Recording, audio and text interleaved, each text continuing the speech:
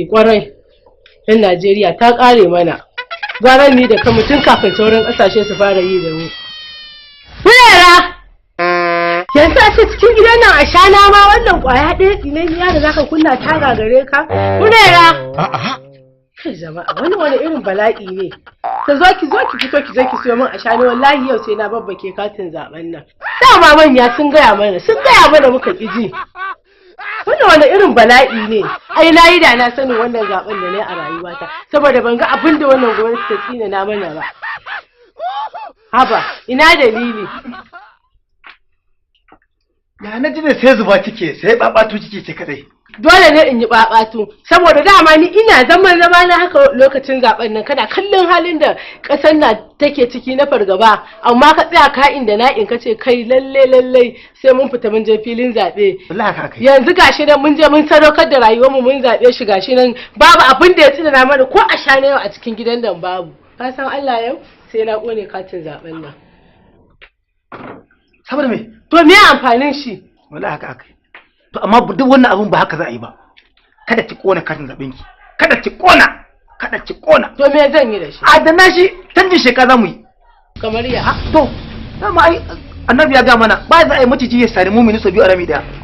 So saboda haka tunda can mun yi masa kyawun zato mun zabe shi 2015 ban mu ji daɗi ba ya gana mana azaba to wannan karin Atiku za mu yi. Wazirin Adama za a zaba. Alhaji Atiku Abubakar. Wazirin Adama. Kwarai kuwa. Dan PDP ne fa. To, ga min jam'iyyar wacce ce aka kirata a Qur'ani ko hadisi?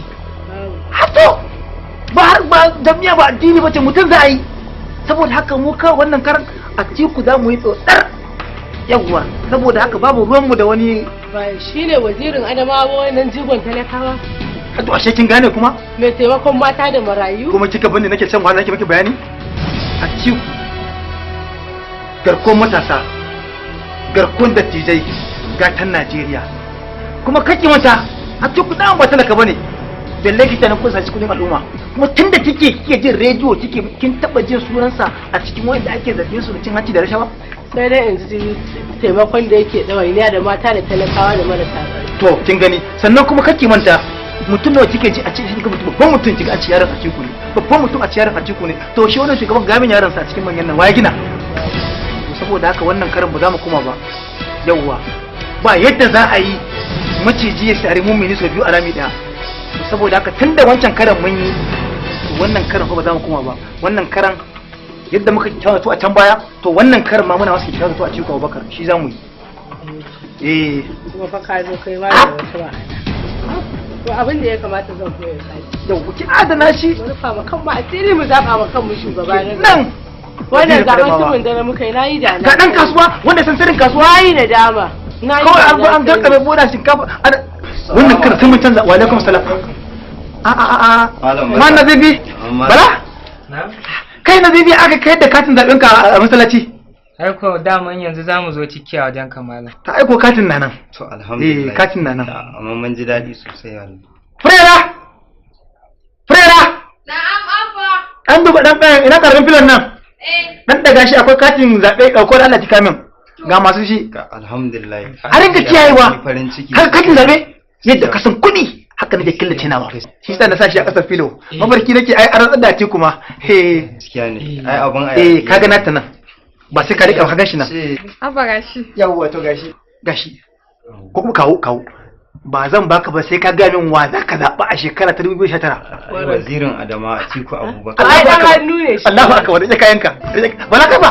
Ni ma wazirin Adama insha Allah zan zama. Nake so ne. Ka ji ko? Mutane sun amsa. Dama fa tsofaffi sun gaya mana fa. Idan ka sace ka je kana wani ba Atiku ba to ka kashe kasan ka gaba da kanka. Haka ake so mutane su rinka fahimta. Aiko abba da a ce mutum ɗaya yana zaɓe sau biyu ni da na dangwala wazirin Adama sau 10. Ka ji ir halak to za ki iya.